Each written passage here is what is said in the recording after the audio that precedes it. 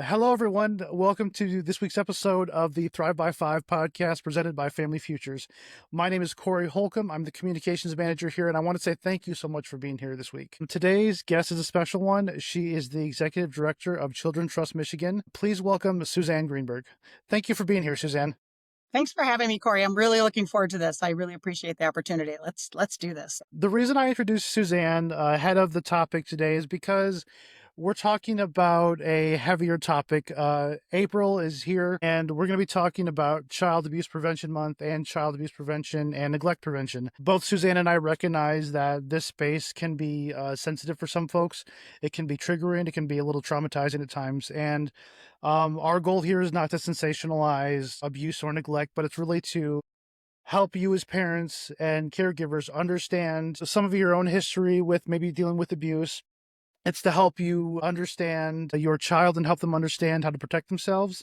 And ultimately, it's also to help you understand the children in your life who may be dealing with something of this nature. And I do want to say, and Suzanne might agree with me too, is if you need to take time for yourself in this podcast at any point, hit pause, go take care of yourself, have a snack, recenter yourself. We'll be here when you come back. And Suzanne, did you want to touch on that at all or anything? Yeah, I think it's really important for people to understand that this will be a difficult subject for some to listen to, but so important for us as parents, as professionals, as people that live in our communities to understand, so that if there is something that we can do about it, we want to engage. I rarely speak to someone who thinks that we shouldn't be doing the great work of prevention of child abuse and keeping our kids safe and strong and healthy. So yeah, I appreciate you saying that, because I think folks need to be aware of what is about to be discussed. And yes, definitely always take care of you, because we certainly can't know, but we appreciate that. Yeah, so before we jump into the main topic, let's talk about Children Trust Michigan, your work there, what the mission is, because there are some people out there who don't know what it is. Well, thank you. What a great opportunity. I came here about 6 years ago, and we changed our name in 2022 from Children's Trust Fund to Children Trust Michigan. And many of the listeners might be aware, if it's through themselves or their parents, they might have seen it on the state income tax form as a stop sign where you could donate from your state income tax return and help us prevent child abuse that way. But not that long ago, there was a decision to add other charities there. And so oftentimes that is something people aren't familiar with anymore. But we also have a wonderful license plate that you might see on the road that has a beautiful pinwheel. And we're very proud of Children Trust Michigan, because it really is a message that we want to share. And we want this state, we believe in this state, to be a great place where kids can be, to be thriving and healthy and safe, and not only in their home, but in their community. So Children Trust Michigan is dedicated, and it's the only statewide agency that's solely focused on the prevention of child abuse and neglect. But we collaborate with all state agencies. Anyone interested in doing this work, we are happy to partner. And frankly, we're blessed to be the network convener of over 100 partners, one of whom is Family Futures, to do the great work on the ground. There's no way that an organization that sits in the state could understand the needs of every community the way that the community does. I often hear it said that the parents and the professionals in that community, they know what the community needs. The resolution's right there. We just have to listen. And so we have a lot of programming that we do. We support it in every county across the state. I'm very proud that there's a prevention voice serving in every community, including throughout the UP. And honestly, it's an honor to sit in this role. I spent 24 years in Saginaw at one of the local programs, our CAN council there, and believed so heartily in this important work. As we spoke about a little earlier, Corey, I can't think of any better mission to make sure that we provide parents. So much of the work we're doing now is about strengthening families. It's about helping them see the protective factors so that they can make sure that they're the best parent they can be. Because really, that's what we all want. We want to be that person. We were talking a little bit earlier about being a dad to your son and the joy. My children are much older now, but I can remember those joyful faces. And as I look through pictures, I see the 4-year-old who just thought I was amazing. We want parents to have that experience. And sometimes, all the time, no matter what phase you're in, you need support. So it's really important that we're here, and that not only are we here and we're supported through those things I mentioned earlier, but we also do receive some federal funds that we then disperse to all of our programs to do the work, because they know what their community needs. And it's just I don't like the word thrill, but honor is the best word I can come up with, to be able to interact with you and to work with my team here to be able to make sure that folks have what they need, because the communities are counting on you and you Yes. count on us. I love that so much. And one thing you keep saying community, and I love that because I think when people try to define or think about child abuse, they usually think about it as a familial issue. But really, there is a community wide issue aspect to that as well. Absolutely. Absolutely. Well, you know, our children, they go out into the community, they're out in the schools, they have after school activities, they work then as they get older. And so to have them with a feeling that they got this, and not only they got this, they got the best support system in the world. And so the community is stronger, our workforce is stronger, everything's better if they leave our home, oftentimes challenging to parents, which is one of the things that I love about supporting parents. Because if you have a strong minded, highly independent, really intelligent, and sure footed child, that is not always easy. And channeling them and keeping them moving in that direction and doing your best you can.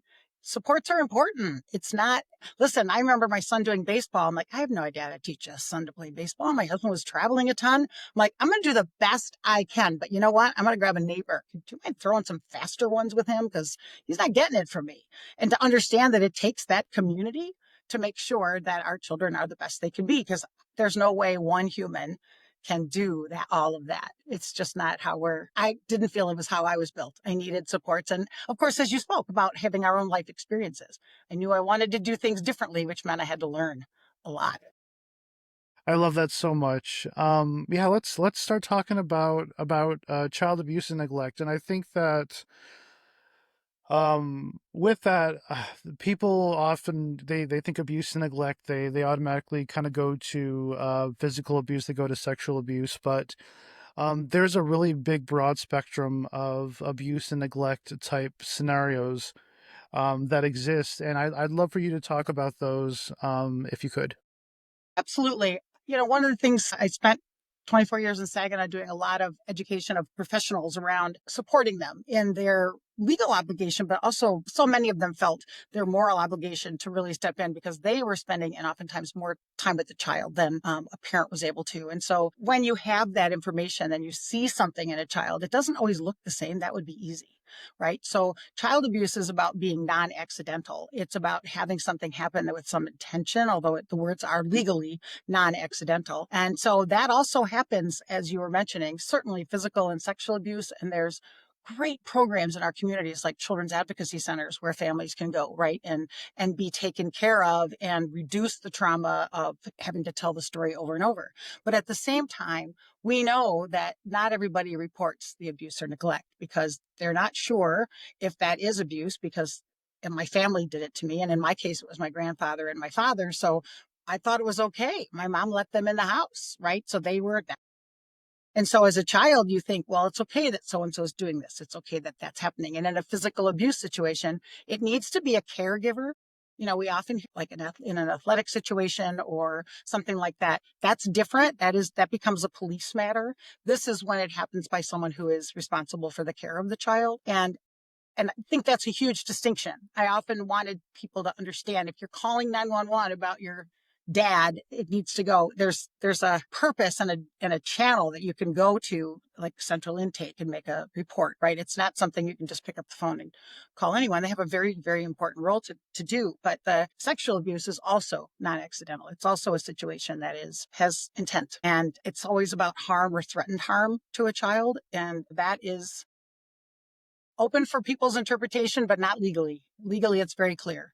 And so when a child feels threatened or is threatened, Yes. that is abusive. It's often harder to prove. And we often talk about emotional and verbal abuse. I know for myself, that was the longer struggle to address. And still, you know, hearing things and thinking things that were told to you your entire life, it's hard to erase those things. And so the verbal and physical abuse, I think they do often last longer than any marks that are caused by physical abuse, but they are difficult if they are in isolation. They're difficult to prove. It's quite often that they are done in tandem with physical abuse or sexual abuse. I know in my case, I can speak that my sexual abuse was always done with, if you tell, I'll make sure that your mother is hurt, or I'll make sure that this happens. There was a lot of threatening that happened, and it was all fact to me. Yeah. And I do believe, to me, the most important thing about child abuse is if a child decides to tell you that something's happened, believe them, Yes. because you have been chosen as a trusted person in their life. And that is not easy to do. There was a statistic a few years ago that said 1 in 4 children wouldn't tell you. They might tell their pastor, they more likely could tell their doctor, but they're not going to just come out in the classroom and tell you. We all know and remember a special teacher in our life, someone that you trusted. That's the person the child's going to tell. And it may not be Mrs. Smith who's right in front of them. It may be the fourth grade teacher down the way that always asks them, how are you?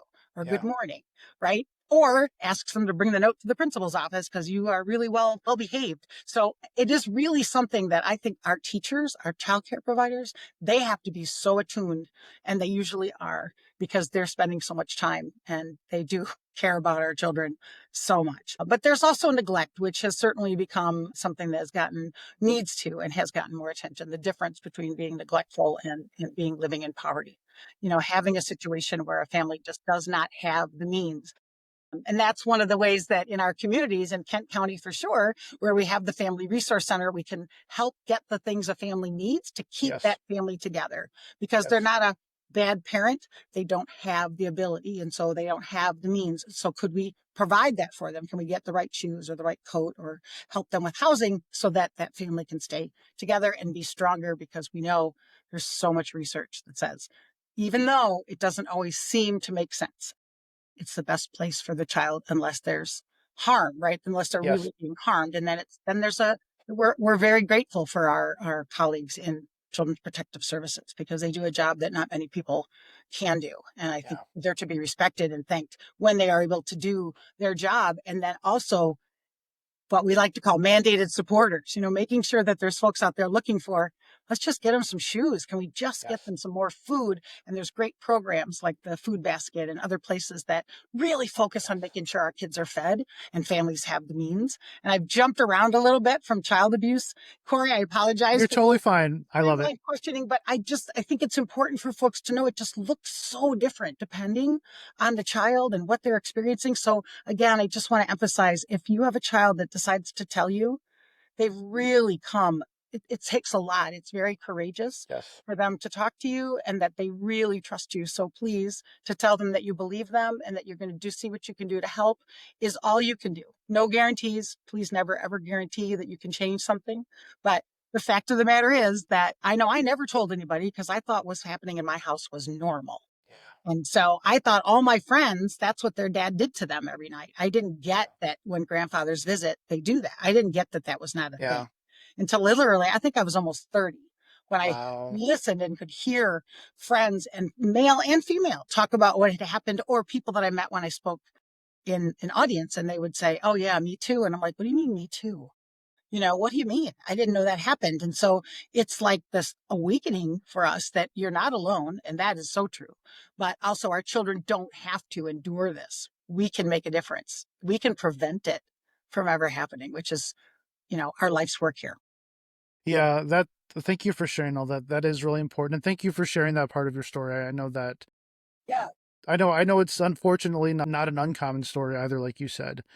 And I think people don't necessarily realize too that how prevalent abuse does exist because of the multifaceted aspects of abuse and neglect. And I think to my own personal journey with abuse, and it was more physical, more verbal, and there were definitely good days, and I attribute that to I'll say my abuser, for lack of a better word. It's kind of a harsh word for me still to say, but I recognize it as their unprocessed trauma and their circumstances growing up in which they experienced sexual abuse, physical abuse, emotional abuse, not only from parents, from partners, and so that in a way it trickled down to my life to where my abuser did not know how to handle their response to things and their aggressions, and so everything that I did wrong as a kid was automatically assumed as their response to disciplining me was based on how it made them feel and less about correcting me as a person.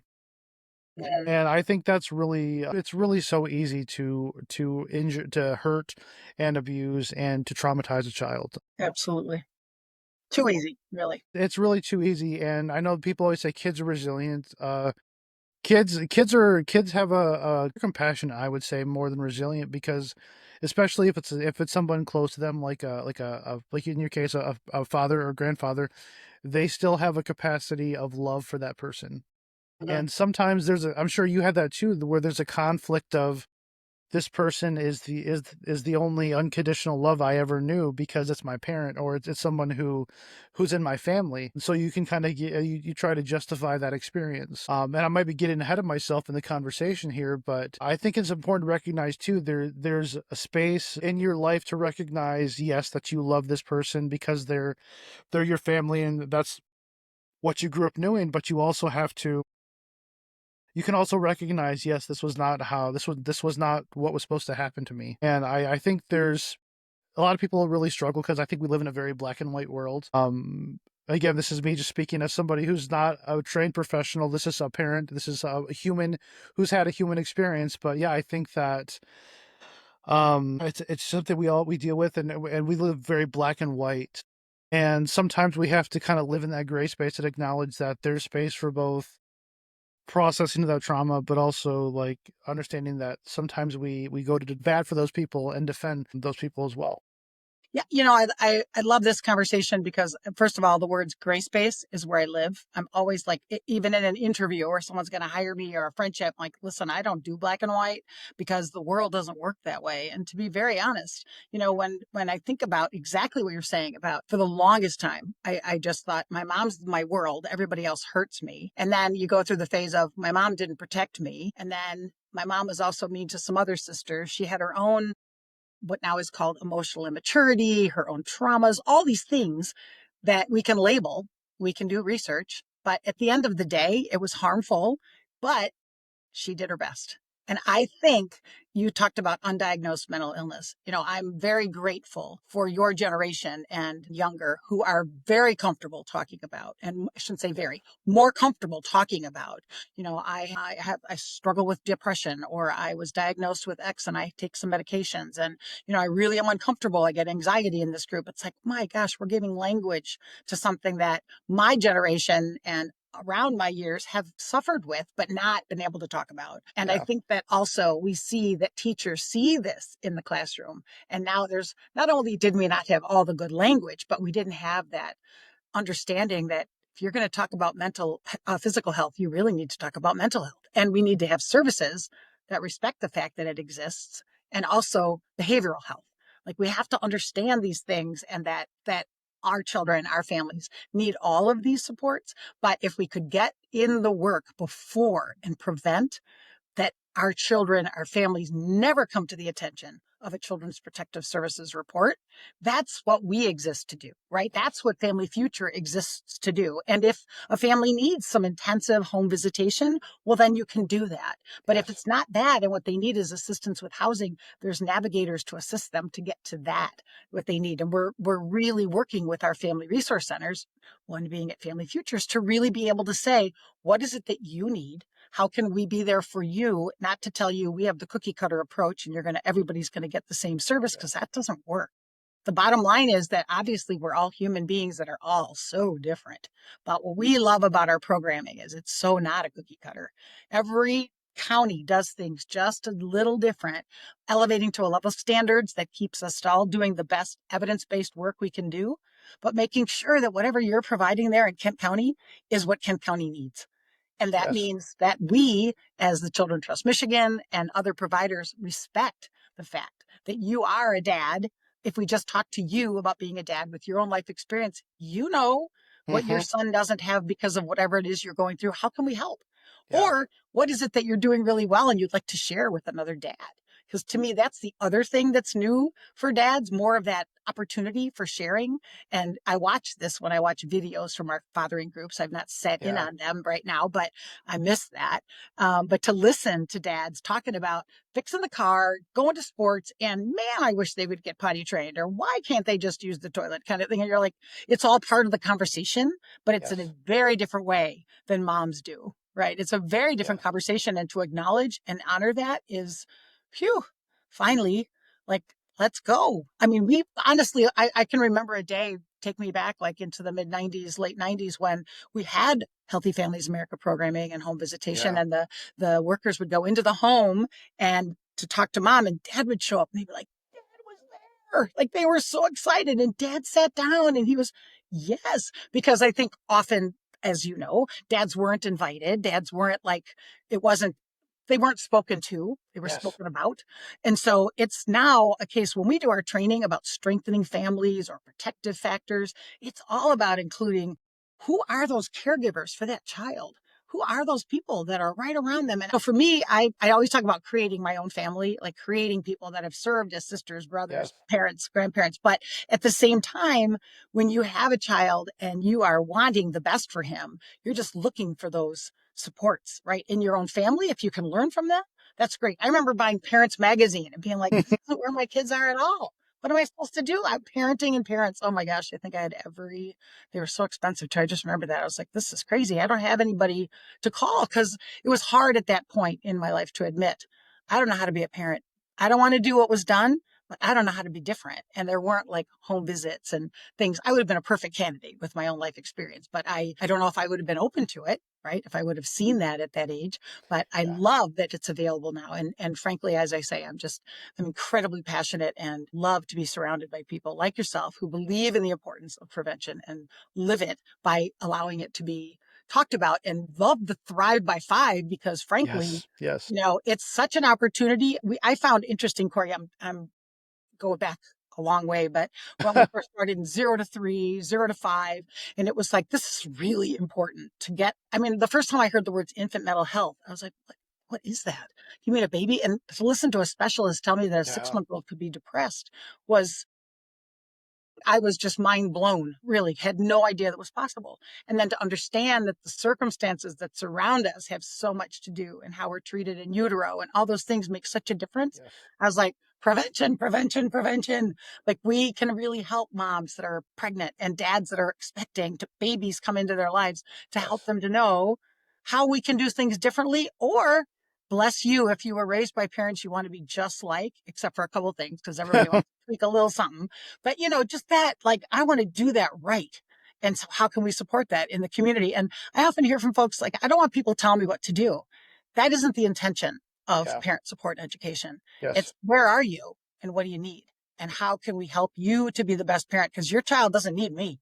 They need Exactly. you, right? Right? Doesn't he need you? He wants you. 100%. And I think I love that you acknowledge the mental health awareness of this generation. I'm 37 now, and I'm just so grateful because I recognize early on, even before I was a father, and especially when I became a father to a young child, is just the importance of making sure that let me backtrack with that thought. I was listening to a podcast years ago, and Gwyneth Paltrow was on the podcast, and people have mixed feelings about her, and that's fine. But she was talking about trying to raise a child, through divorce, co-parenting, and she was talking about how trying to bring a child into this world is so challenging because you have this thing that is a clean slate. It's how do you teach it empathy and kindness and compassion and goodness and strength and character, and how do you do that as yourself while like pushing all the crud in your life aside to give them the best possible start to life. And that's so important, and it's a challenge, and we have to recognize that that's a big challenge for every parent. There's no perfect parent, and I always say kind of jokingly that in some way I'm going to be paying for my son's therapy one day. You know what I mean? I'm going to try to minimize the need for therapy, but there will be things that I'm going to do wrong that he's going to talk to the therapist and say, man, dad did this too much or dad didn't do it enough, and I have to acknowledge that I won't be a perfect parent, No. but long a time ago I just realized parenting and caregiving, it all comes down to intent and effort. And if you constantly make the effort, you can mess up a lot of days. But if you keep trying and work on yourself to be the best parent or caregiver you can for that child. And Yeah. the gift that I think oftentimes, not to get too philosophical and deep, but the truth is the gift that we can give our children is our time. Yes. That we really, I have seen in my early part of my career, so many families that were trying to figure out how to do the thing for their child. How do I get them Yeah. to the thing? How do I get so they want to be this or that? And the truth is they just want to go to the park and have you push them on the swing Right. Yeah. or play Legos. The number of times my son wanted to play Legos, I was like, I didn't want to do it. Mom's listening, dad's listening. I don't want to do that. I'm not good at it. My hands are large. And I was like, I can't get these little things. But he would giggle because I would put it together and then it would break and it wouldn't snap and blah, blah, blah. And to this point, I didn't know was I doing it right? I remember hearing a lot of moms in group being like, is that right? Are you doing it right? I'm like, listen, you're doing it right because you're doing it with them. Yes. And they're just, the giggle of a 3 or 4 year old is the best prize in the entire Hmm. world. When you do something silly, I know you've had the experience, I'm sure you have with your Yes. son. The giggle is just, it's to me, that's the gold right there. And to know that you're having that time on the ground. I just recently had two of my knees replaced, two of my, I only have two knees replaced, because I know that one day when I'm blessed with grandchildren, the most important thing I can do is get down on the ground, right? When they're two, 100%.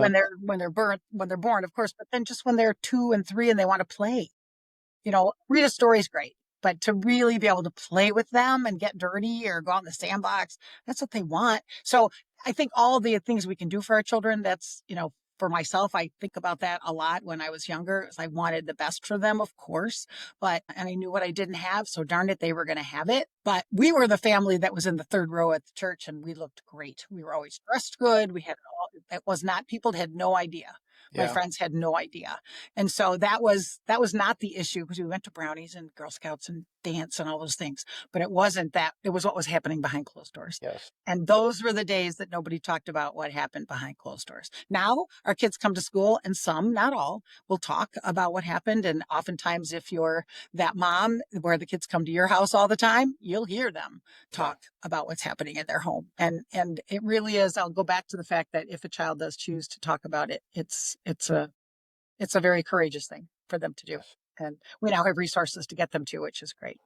I love that. Let's kind of touch back on prevention and start kind of focusing the conversation about how people can understand how to help prevention of abuse and neglect.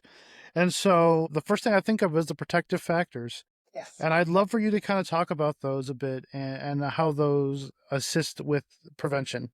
Absolutely. I have to say, we as a movement felt so much about those. We're talking about all the things that parents are doing wrong, right? Even you brought up earlier about how for your own situation, your mom or dad, oh, they did this bad. They were not a good parent. They weren't this. The truth of the matter is, now at this point in my life, I know they did the best they could. Yes. And so when you look at a parent and you think about the strengths that they're bringing to that child, it's the old, if anyone's been through a social work class or any sort of training to be a CASA or training to be any sort of emergent person or a volunteer, you know that you're looking at this picture of all the things that maybe don't look great.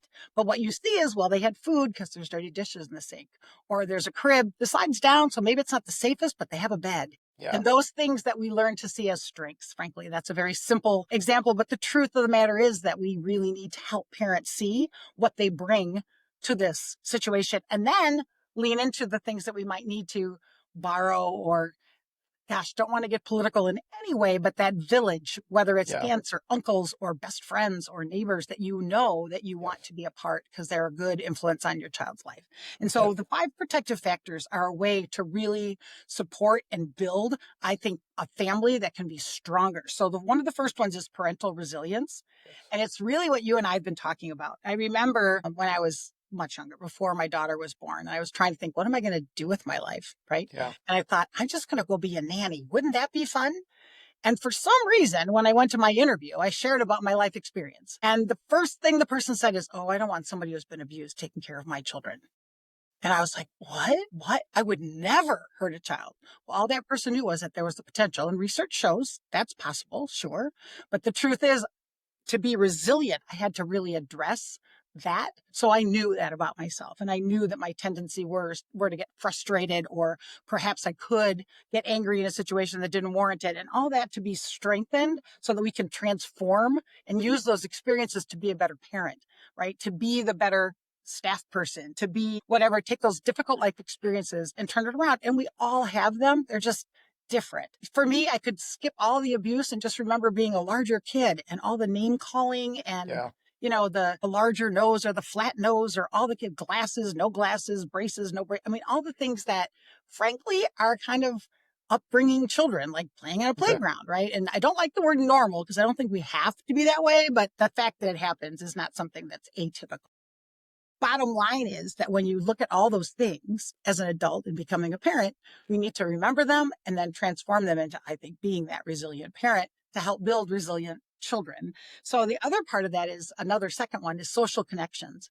And that's really our ability to develop those relationships, those positive relationships. And so that helps us to really reduce stress and keep us from being isolated. I will say that this was probably the hardest thing for me because I felt like when I came out of my parents' home, everybody knew.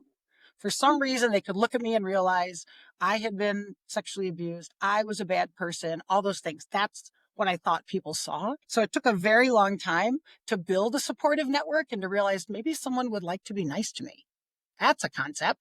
And that we see parents have that aha moment, like, wow, my best friend could really be that supportive person for me, even if they're not a mother, even if they are only an aunt, or if they are a mother of many children and you have one, whatever it may be, it's like that person can be that sister, maybe that you don't have a strong relationship with. The third thing is the knowledge of parenting and child development. When I first got into and learning more about the research and academia part of child abuse and neglect, it was very clear to me that one of the ways that we as parents were really harming our children is we didn't understand Yeah. that a 9-month-old is not supposed to use the potty. That's not normal, right? A 3-year-old can't be sent to their room to clean it and expect it to be done. And those things that are not developmentally appropriate, we need to know.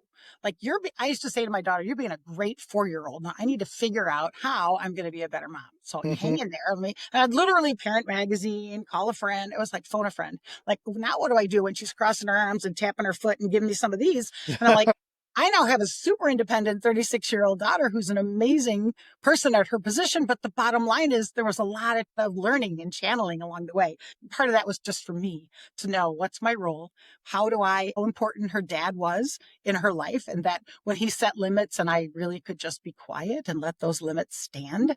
It's a hard thing because we moms think we got this, right? And Hmm. so to have that parenting relationship, if it's grandparents that are raising their kids, whatever that is, that parents have that understanding that what your role is as a parent and why kids are relying on you for that, those Yeah. limits and those structures that you're giving them. I think when I just spoke briefly about some simple examples, it's important that we understand their cognitive development, but also their physical development, right? I remember when my daughter was first like carrying a little plate to the table and I'm like, she could break that. I remember someone saying, so like Yeah. teach her Yeah. how to do it, right? If you're worried, just get some plastic plates, like just whatever's healthy for, Yeah. I can hear people saying, don't use plastic. But Yeah. the truth is that, you want your child to learn the things that are about being part of a community, being part of a family. So it can start really, really young and they love to be a part. They want to be, and to understand that they're capable of that. But also if your child is someone who maybe comes into a room and gets frustrated and pushes a child or hits a child, they need to understand why did they do that and what can I do differently, right? So understanding what they're capable of and not expecting Yes. more of them than they're age appropriate. So the fourth one is concrete supports in times of need. And that is where I think programs like Family Futures Yes. and Family Resource Centers are absolutely at the crux of the matter. The truth is that we need to help families reduce their stress. I have countless stories where we were able to provide things like diapers and food, access to rent and heat and things like that that are available in the community, but they were afraid to go somewhere else. And somehow they found the Family Resource Center, the Family Futures program. So Yes. now they get these things and now they can save money and get the payment that they need for their apartment or pay for the thing that helps them to keep their family together. And those concrete supports, there is so much good research about how that really helps our kids to stay safe and not be abused and neglected. And Yes. finally, I just want to talk about the social and emotional competence of Yes. children. You know, every single day, you probably have better stories than I do that are much more current right now with your 8-year-old. But you look at children and they really develop their ability to communicate and help them learn that emotion. I just can remember my daughter struggling with my first child and talking about how to use the language of like, actually, I'm frustrated. And I'm like, Hmm. well, what does that feel like when you're frustrated? And I'm not a psychologist. I want everyone to hear I'm not a therapist. Yeah. I just knew that frustration ends up with throwing toys or hitting somebody who won't share or whatever the case may be. And so I knew that we had to really teach her how to communicate that, which was oftentimes I'm the one that was chuckling in the corner, frustrated, used to just make me smile, but I couldn't. She was being very serious. And to regulate those emotions though, and then maintain those friendships and relationships, but also really helping them to channel relationships so they learn from the ones that maybe weren't really nice to them, but also learn from, wow, I really get along with this one. I really have good relationship. we have a lot in common. I enjoy going to dance with her, or we play out in the yard. I have some kids in our neighborhood and they just play, play, play, play, play. It's so wonderful to hear them. My mom used to call that happy noise. And I never understood happy noise when I was younger, but I do now. Because when you hear children that are joyful and they're playing, it's just exactly what they should be doing. And so to have them understand the importance of friends and having relationships, but also regulating those emotions, you're going to get angry. What do I do with that? What do Yes. I do with that? And to help them, because those are protective factors so that children don't understand, that they understand it and not misuse it or don't have it structured and channeled for them, because they're just little beings trying to learn, even when they get to be taller than you, by the way. That will, my son got to be 6'2", and I'm 5'10". I'm not a small person, but it was like, you better have gotten respect by then, my friend, because it's really all about him, taking care of him at that point. And I could talk about it forever because protective factors are one of the best gifts, I think, to this work. I think one thing I constantly tell my son is, I say, buddy, this is your first time being a human. This is your first time being a 7.5, and 8 year old. This is your first time being on this earth. I said, even though I've been here for 30 some years, dude, this is still, I still say dude with him because that's my generation, but I say, I'm still learning how to be a dad. I'm still trying to figure Mhm. out, like, this is my first time being a dad to somebody your age. And I'm like, I'll give you grace and you give me grace and we'll figure this out together. Yes. And, I think that sort of understanding with him to say that, I'm not perfect is such a great message. And I make mistakes and I'm sorry. And I'm going to try harder, or I'm going to do this differently next time. I can remember the first time someone said to me, you should apologize for that. I'm like, apologize to my dad. Yeah. It never happened to me. No one ever apologized to me. Why would I? It was my response was so not one of grace or understanding. It was, you've got to be kidding. And when I saw it in action, when I saw what it allowed for my children to hear and do, it was one of the first times was my daughter spoke differently than her brain was frankly transported from her father. So I didn't, when sometimes she would make an argument or she would share something with me. I was like, I'm not getting it. Like, it's just not. And then she would say, and she'd go talk to him. Like in 2 minutes, they would be in communication. I'm like, what is wrong? And so I remember it was a counselor whom I tremendously respected. She said, tell her that this is not okay. Tell her that we're not communicating well. And this is really important to me. I want to be in communication with you really well, and it's not working. So let's help each other. Let's figure this out. And honestly, I think she was about 12. And it was the best thing I ever did. Does that mean that 15, 17, 18 were? No, she was not. Like, she was a teenager, Yeah. 100%. But it was that communication it was so important to build that emotional connection for us. I used to always say, my kids laugh. I'll be like, how are you doing? How are you? And they know exactly what I mean. I don't care. Did you get a promotion? How much money you make? I don't care about that. Even in school, I'll be like, I don't care about math class. Of course I care, but I want to know, how are you? And I want to hear, is there something that I can help you? Anything that made you sad today, happy today? I want to know that, because that's, I think, to me, the core of building these resilient little beings become big beings. Percent. Yeah. I think, and you touched a lot earlier on recognizing signs and trusted parents and whatnot. And I think there's a lot of ways to help kids with prevention of abuse and neglect. And I think really it's a larger community thing as well. I know one small way I do it in my household, and this is kind of off jumping around on the topic, but I always tell my son we don't have secrets between adults and kids, even if it's mom and dad. If he says, don't tell mom this, I'll say, buddy, I'm going to tell mom this because mom and I are partners in this. I tell him, I say, buddy, we don't have secrets, we have surprises.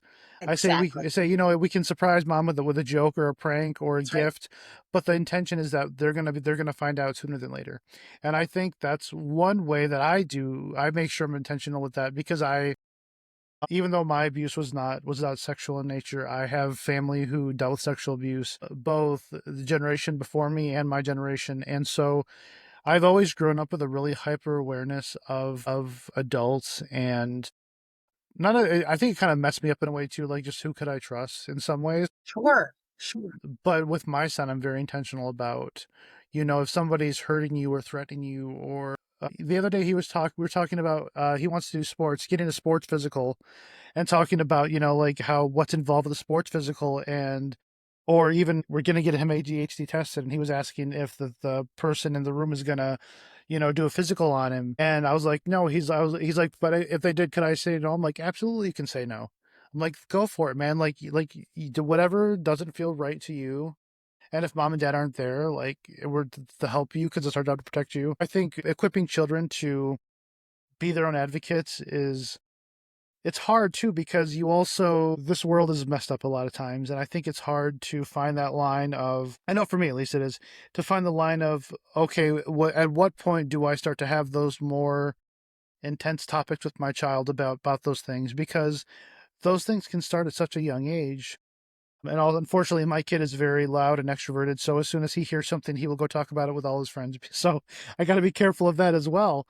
But yeah, I think, yeah, I'd love to talk about that a little bit. Just the challenge of equipping your kids to understand. And again, I know I'm leaning on towards sexual abuse more right now, but I feel like that's a big one. But I'm kind of curious what your thoughts are about how to help equip your kids, also knowing age appropriateness. You know, this is such a great question. And thankfully, more and more programs are being created that are evidence based so we can teach children very young, kindergarten. We can start talking about personal safety and what's now called body autonomy. So, like you just said, if the doctor is going to be doing a physical exam, mom or dad, probably dad for your son, is going to be in the room.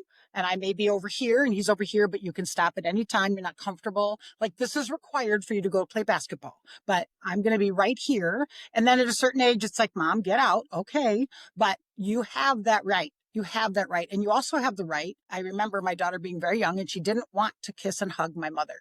And it was interesting because I was like, why wouldn't you want to hug mom? Nana, why wouldn't you? But she didn't. And then when she did, she was, I don't know, 13, 14. And I said to my mom, isn't it nice that she wants to now? Like, that she's Yeah. choosing this, right? And she decided. And I think your point about him deciding his, what again, body autonomy, children can't fully protect themselves from adults because we are managing them, caring for them, etc. But to allow them to do that, to say, no, I don't want to kiss and hug. I don't. I always say you have to say hello. We're not going to be rude, but we may not require kisses. We had to kiss and hug everything. And so there was no understanding that you had a right. And a right is not something I hear a lot of parents say, oh, our children, come on, give them a right. There are bills of rights for children. I mean, the UN has children's bills of rights that are internationally Yeah. accepted. The bottom line is, as a parent, the more we can teach them the correct terms for the body parts that they have, mom and dad, we need to get comfortable because talking about an elbow and a finger and a penis should be just natural, Yes. right? And not, if we make a big deal, then they make a big deal. And like you said, then they go run to their friends, talk to their friends, and it's just a body part. And also that makes it possible for them.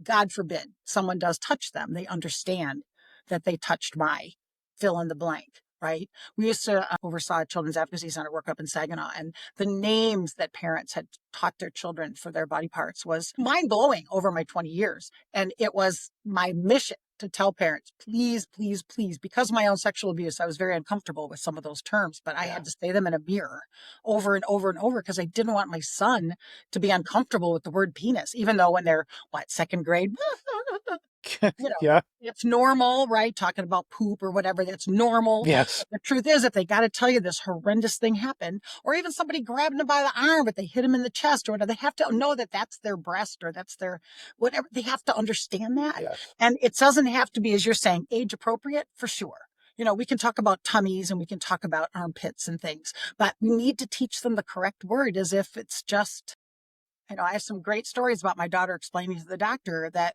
her vagina hurt, but she called it her vagina. And it was like a situation where antibiotics didn't agree. And so there was a infection and needed some help. And so I didn't know because she was at that point using the potty and I didn't see. Right. And so she explained it and I was like, wow. Of course, he was like, I said, you know what? And she was telling the 80-year-old woman in the lobby about why she was at the doctor. And I'm like, oh my and all my friends would be like, did you have to tell your daughter like all of this stuff? Like, who's going to do that?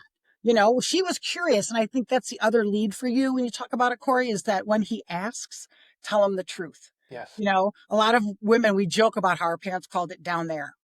Yeah. What is that? It Yeah. hurts down there. Your knee? What is that? Like, we don't Yeah. have the language. And so therefore they can't talk about it. And it's somehow bad when in fact they didn't do anything bad.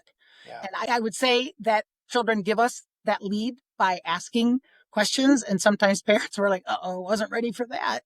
And you say, well, I got to make dinner right now, honey, but let's talk about that later. And you just, or call your friend or read a book or whatever you got to do, but make it like it's a normal conversation. And you didn't do something bad by asking me this question, because children, you're going to give them the facts. If we don't answer their questions, they're going to their friends. And that is not a good source of accurate information always. We want to give them, there's some great books about teaching kids about like what happened to my body, or this is my body's another one that's just talks about body parts. So it'll help you walk through it if you're not someone who's maybe not comfortable. But I would say that, and then also educating the people around the child, so that if in my parents' case, I've taught her that she doesn't have to give you a kiss. Well, why did you Yes. do that? Well, here's why. And Yeah. it was very hard. It was very hard to a situation where my whole life we were required, like you just would, Yeah. that's, you have to. And so now to understand that my job as her parent is to protect her and take good care and tell, this is what I've told her to do. And I've given her the right or the power to be able to take care of her own body. And so those sort of things, they seem really simple, but as parents, the other part is that we can reach into resources at libraries where there's so many good books to talk about so many things. And our local partners on our website, if you go to childrentrustmichigan.org, we have this great map, and Yeah. there's resources in every single county. So if you are curious about some of these things and you want to find out, where do I find that? There's either information they can share or tell you where to get it, or there's possibly parent support and education groups. So you can jump in and talk to other parents. Hmm. That is a wonderful source of laughter. And like, wow, Yes. I didn't do that well, right? I didn't do that well. Let me try that again. We all will make mistakes. You made a great reference earlier about how, yep, I know I'm going to play for counseling sometime. And we don't mean to be flippant about it. Yeah. But the truth is, it's the understanding that we can't be perfect. We're doing the best we can. And the acknowledgement that I need all the resources and all the supports, and I'm still not going to do this thing perfectly. I talk to my kids now that they're in your age group, and I talk to them and tell them, we did the best we could.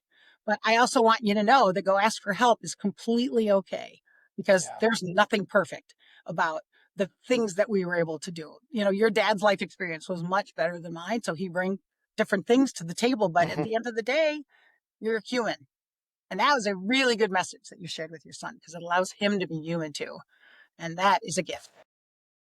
Thinking about, so I think with, again, we've harped a lot on sexual abuse, and I think with sexual abuse, with physical abuse, there is definitely an autonomy component to it because it affects you.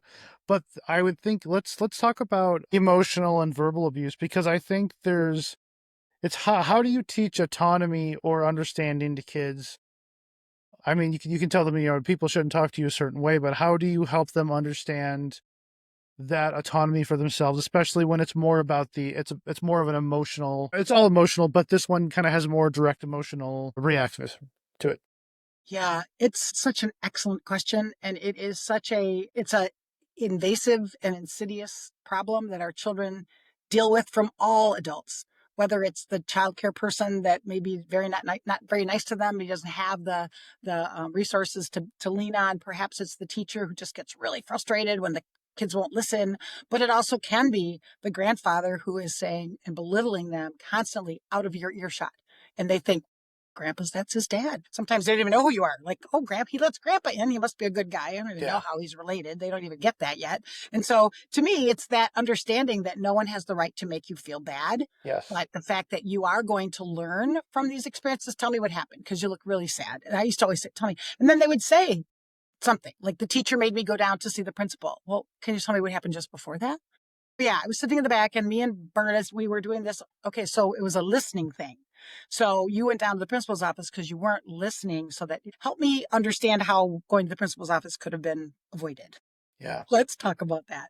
And let's understand that we're all human. So Hmm. I remember the conversations about sports. We were talking about sports earlier, and your son, sports physicals, et cetera. But looking at the situation where it used to bother me to no end if a young sports coach wasn't like, you got this, way to go. Oh, you went the wrong direction with the soccer ball. No problem. Let's go. Good job. Let's turn him around. Okay. We used to put towels, like the Barbie towel on one end and the Yeah. Batman towel on the other. You're going toward the Barbie. You're going. whatever it took to make them have fun, have them Yeah. have fun. As they got older, I'll not forget sometimes when the kids and their friends were talking about how awful this coach was. They were just terrible, how mean. What makes you say that?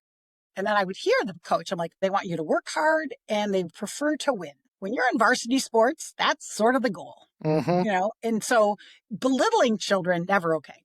Never okay. I never understand it. I don't think it's okay. And that was my job as a mom to be like, tell them you don't really need to sit around and listen to that. I want to know about that. But you don't also get to talk back to the coach. You're not going to holler at the coach. Like we're not going to do that. But we are going to understand that really that is not a good way to be spoken to. And so let me come and listen. I would warn and talk to parents about, please don't drop your children off at sports until you know the coach, Yeah. until you know who's going to be with them. It's really, I remember coaching my son's team when they were 5, and I didn't know soccer for nothing. But Yeah. I knew I wanted good sportsmanship. And so I'm like, Yeah. okay, we're going to cheer the other team on and we're going to help each other up when we fall, because that's all we did. We clumped around the ball and then we fell on it. And, I realized that that was the only thing that I could bring to the table. I needed a co-coach who knew some technique or whatever. But frankly, all I really wanted to teach them was that you're doing a great job and you're working hard.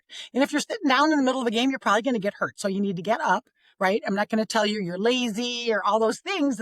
That's not the case. You're adorable and you're looking up at the clouds and you're going to get a ball in your face. And for Yeah. me, as a coach, my job was to make sure they had really a ton of fun.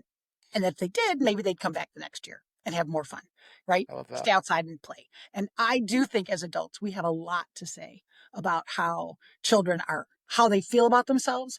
We can either build them up or break them down. And you and I both know that rebuilding after being broken is hard, Yes. right? It's really hard. And honestly, if we build them up in our own home, out in the world, there's going to be something that tries to bring them down. And they need to be able to be resilient. They need to understand, I got this. I can do this.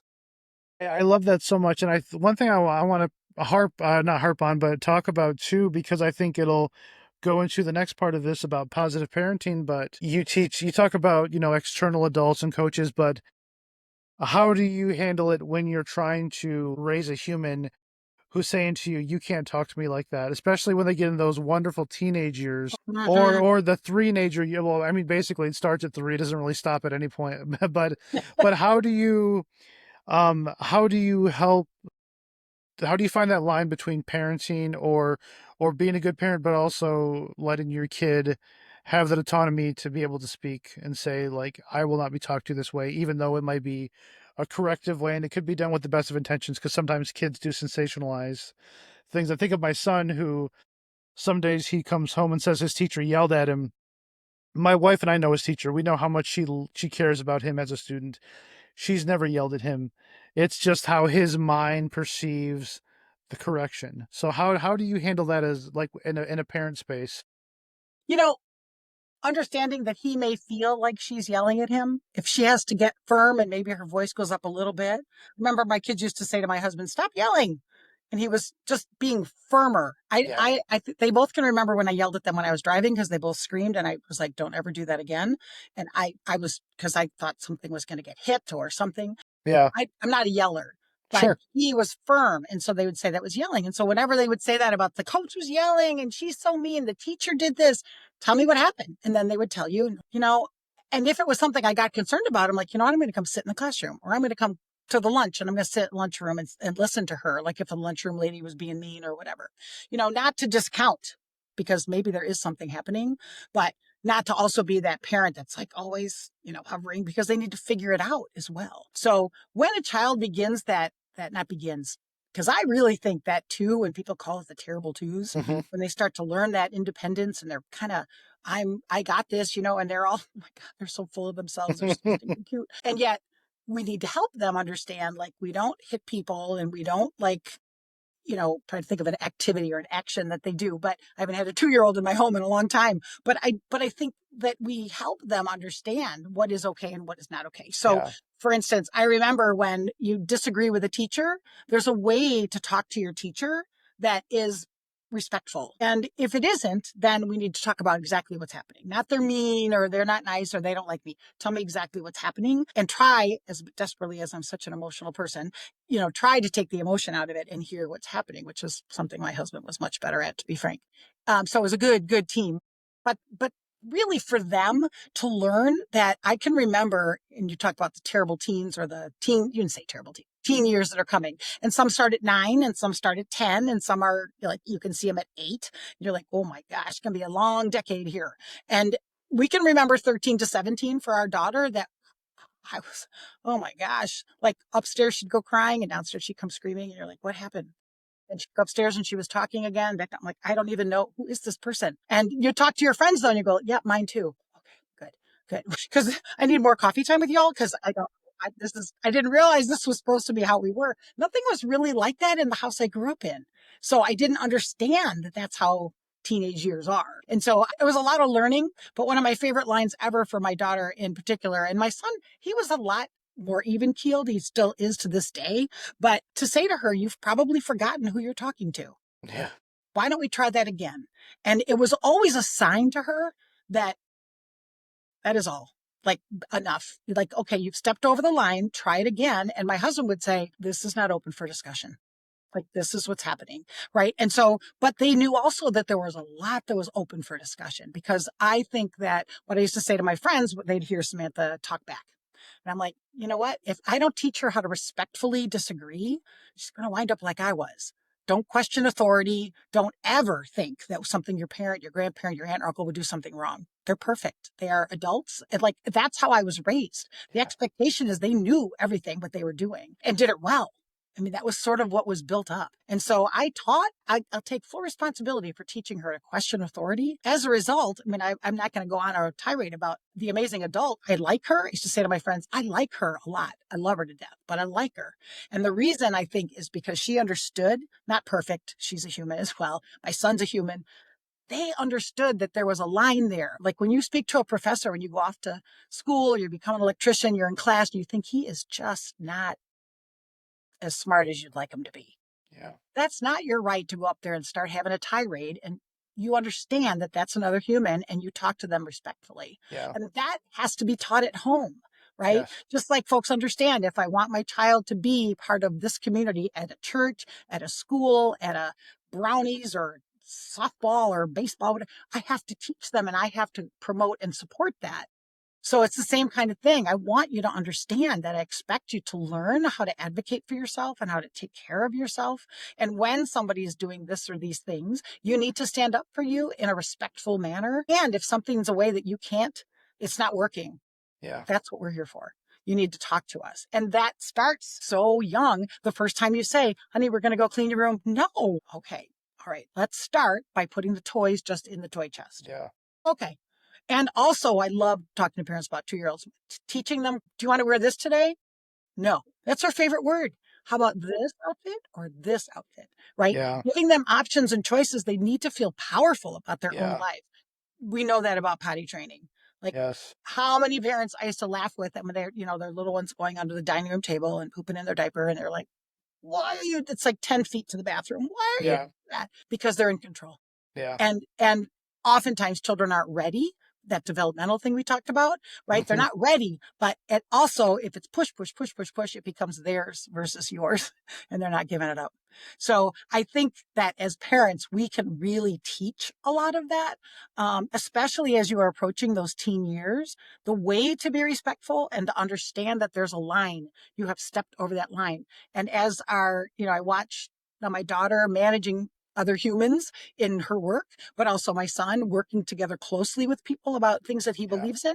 Like they're all bringing something Hmm. strong. They have great strength and protective factors. They're bringing good things to this relationship. And now that all has to be respected. But it also translates, Corey. It translates to all things that we Yeah. want our children to be or learn or not. And we get to teach them that in their home. And hopefully then it's affirmed in their school or if they have a faith community or whatever it may be, it's all affirmed there for you. So you have a Yeah. community built around this. And now Yes. you're not standing out on your own out there, but, and also, as you have said, being that really involved dad, he knows he's got you. And that sends them. I know you've seen this. The little ones, they leave away from mom and dad, and then they come back and they check. Hey, you're there. Okay, good. They come back and they wander around little, and they're little toddlers. Come back Mm-hmm. and check. Okay, you're there. Some just go. I mean, I had one of each. And so for you also as adults, they get to, some check back at home, some never come back home again. Some, they're all different. Yeah. And for you to acknowledge and love and totally respect and honor that difference, but then for Yeah. them to realize he loves me no matter what. My dad's in my corner. And so they can tell you anything. I don't know any other way to do it. That doesn't come from a doctorate or anything like that. It comes Yeah. from life experience to understand that really, if we help them to be that person who can speak respectfully and be respectful, but also understand that that's the relationship we have. I got you. Yeah. I think there's a strength to that too. My son, of course, I bring him up because he's my template for my whole experience as a parent. There are times where, I have to correct him as parents do. And I say, buddy, I used to say, the good news is, man, like, you have unconditional love here. Like, there is nothing you could do that I would not want to be your dad. And when he was younger, I used to tell him, I'd say, Harrison, his name was Harrison. Shout out to Harrison. I would say, Harrison, buddy, if we'd have a bad day and I'd go tuck him in bed, and usually he'll yell at me and not want me to be there for bedtime. Then he'll ask for me later on via Alexa, or something, or call down to me. I'll go upstairs and he'll want to hug goodnight or me to stay there for a few minutes, and I'll say, buddy, if I could choose between a kid who's perfect and does everything right, or if I could choose, or if I had to choose between you and a kid who's like perfect, I would choose you every day of the week, buddy. And I just remind him, I said, buddy, I will never run out of love or care or patience for you. I said, some days dad might get a little short, and dad's not perfect, but the love always exists. Everything we do, mom and I do for you, is rooted in love and wanting to help you be the best version of yourself. So that's what we do. Yeah. And not to have him ever feel, no matter he's 3 or 33, that there's ever a question that you're there for him. And so he Yes. just needs to tell you. And the truth, that's the other thing. The truth is what you expect. Yeah. So we went through a phase, we've gone through a phase, and I've talked to many, many parents go through a phase where kids get to be what I call excellent storytellers. Hmm. um, to understand that that is done with creativity. And oftentimes, maybe they're avoiding some trouble. Maybe they know they did something they shouldn't have done, but to help them learn to tell the truth. And that if you tell me the truth, things are going to be a lot better than if you try to make up a story. Because honestly, I don't know what we're given, what kind of antenna we have that says story, story. Like, that is not what happened. I know that's not what happened. I wasn't even there. And I Yeah. can tell because you're making a little smirk over here, or you're breathing heavier, or whatever you're doing, because we know our children. If we've Yeah. had that time with them really and focused on the amazing beings that they are, you know them. And so I know you're not telling me the truth, honey. I know it. So you want to go back up to your room and think about it for a minute? And I'd like to hear what happened. And remember some of those things, like, oh my God, please tell me the truth. Please, please, please tell me the truth. Stop going up there and figure out, because you knew that you are so creating such a story. And Yeah. and parents would say, what am I supposed to do? He's lying. I guess that's one way of looking at it. We got to teach them how to tell the truth. And I Yeah. did. I mean, I was very afraid because I thought, wow, this is not a good pattern. You Yeah. can't, you can't, when you hear children that are lying and lying and lying and lying, that's not a good pattern. We got to break it, Yeah. right? And because it can lead to other issues, but how? And to help that child understand that it's always going to be better for you if you just tell the truth. Always. And even if it's not better for you, it's the right thing to do. Let's get there. But when they're little, it's always out personal interest, right? Like, what's good for me. So just to help them understand that that's the right thing to tell us what happened. I love that so much. We've definitely, like, I know we had notes and we had plans, but I love where the Yeah. conversation is going. I'm going to come back to it a little bit just because I want to talk about, this is also my way of teasing for the next episode, because May is Mental Health Awareness Month, and we're going to talk Yes. about the importance of positive parenting, and recognizing the role you play in helping prevent abuse and neglect for your child. I think that goes, with stress management. That includes positive discipline, and not in similar to my situation, not disciplining a child out of a reaction. I Mm-hmm. think it's also communication skills, like you said, but I think we have to acknowledge all those things that parents sometimes are, I think about amazing moms, both my wife and the people who are in roles. I think of moms first initially, but it could be any person, a caregiver who is more involved with the children, they take it all on, and a lot of times they'll forsake themselves and their own self care because the family has to be taken care of and things have to get done, and sometimes that lends to more stress, to more burnout, to especially some people, they deal long term with postpartum depression or mental health issues that exist even outside having a child. And so, yeah, let's talk about like just some thoughts you have and ideas you can suggest for positive parenting to avoid abuse and neglect. Yeah. Well, first of all, I'll just echo again that we all need support at some Yes. point. And Yes. so even if you feel like you had the best parents ever, they were human. So there's likely an area that they didn't understand or that you don't understand, that having Yes. other support, professional intervention, like in education, like understanding, like developmentally appropriate. I mean, who knows, a 2-year-old, all you heard was terrible twos and Mhm. what does that mean? That they're going to say no to everything? Good. Now, what do we do with that? That's totally developmentally normal. So I think for me, I want to make sure that parents are understanding that children want you, they want to please you, especially little ones, this group Yeah. 0 to 5. I mean, they just want you to love them. They want to do the right thing. That's why oftentimes when you ask a child over and over and over, they're going to change their story. You might think it's lying. They are just trying to figure out, what do you want me to say? I Yeah. just want to tell you the right thing so you'll stop asking me, but I also really just want you to love me. I just want you to appreciate me and approve of me. So I'm trying to do the right thing. And Yes. so as positive parenting goes, to understand your child fully, to really spend the time, and I'll go back to quality time Yes. is priceless, because to understand who they are. And I remember, in my own experiences talking to parents and having them say, but your child's not perfect. I said, no, no, no, my child is who they are. And I understand this is where they are really excelling. And it's as simple as, we want our children to play baseball, but what they're really good is at piano, right? They love piano.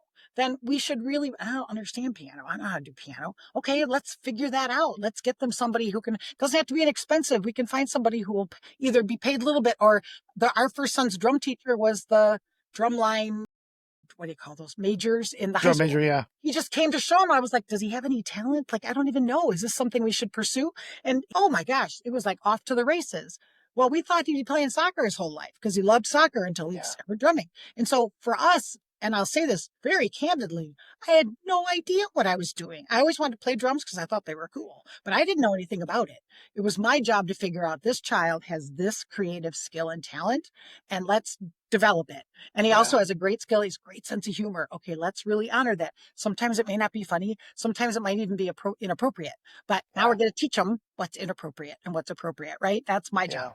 Yeah. And so as a parent, to understand who they are fully and learn and get that fact that they're just little humans like you, to Hmm. help them understand you're doing the best you can. We don't say that all the time. We have to keep saying, I'm doing the best I can. But when there's an issue and there's something, wow, I really blew that.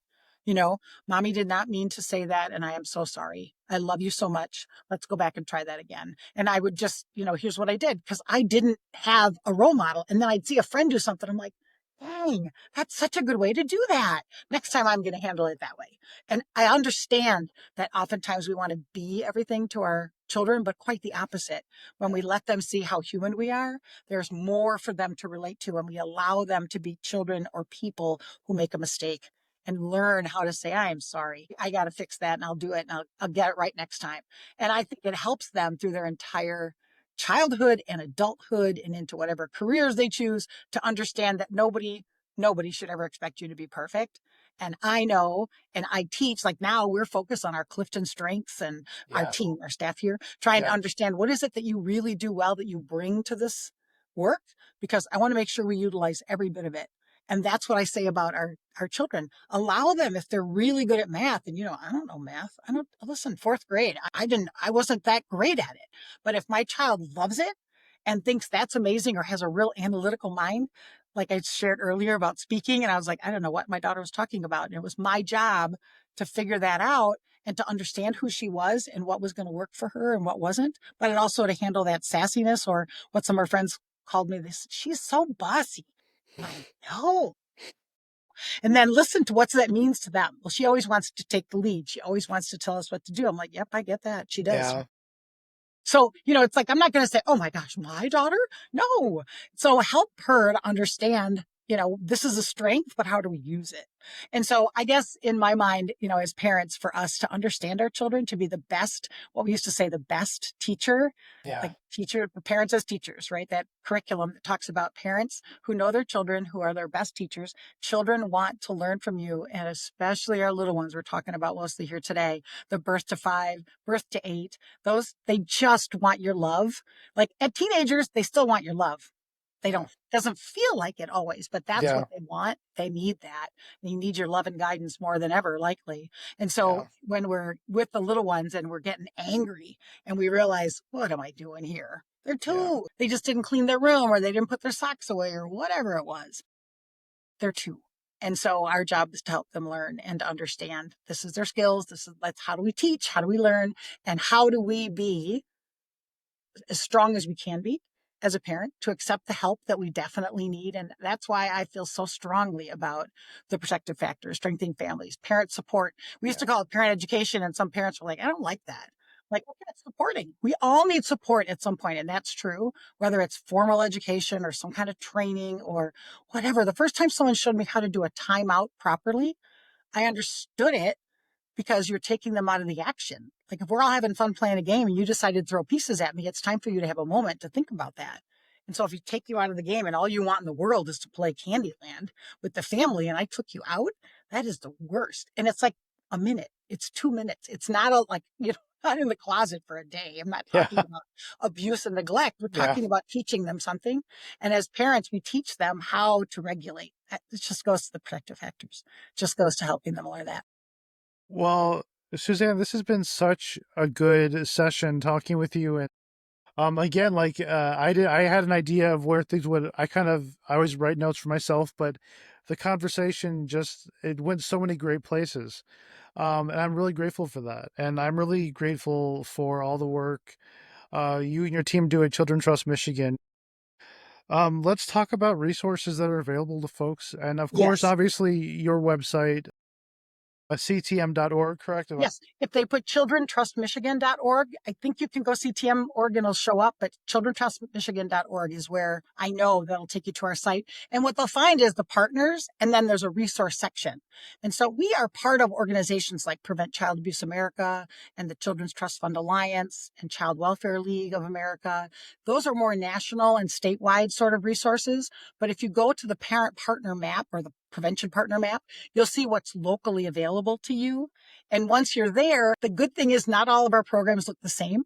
So if you go looking for a birth to 8 program, what you may find is that organization is really focused on fatherhood programming because there wasn't Yeah. a lot of that there. So you'll get the reference to something else where it'll work for you. I think I want to say that resources are for moms that are busy, dads that are busy at 2 a.m. when the child's just gone back to bed and you're like, well, great, now I'm awake. Yeah. You can go and look, what do I do when they won't stop pooping in their diaper? It seems so silly, doesn't Yeah. it? That we really stress about that, but we do. It's Yeah. the same thing we do at the time when used to be information from Prevent Child Abuse America was that children were most at risk at the time when they were potty training, and one of the times was also when they got grades in school because Yeah. parents had expectations and they weren't met. And so for children, to understand for parents to understand that the child's doing their best, or if they're not, we can talk through that. But there's resources to understand what the child's capable of and what you can do to help. And whether it's Children Trust Michigan or plugging into our programs, a lot of them are providing parent cafes, which is Yes. a place where listening to what the needs are of the community, but also learning to hear, oh my gosh, wow, I didn't know that was available.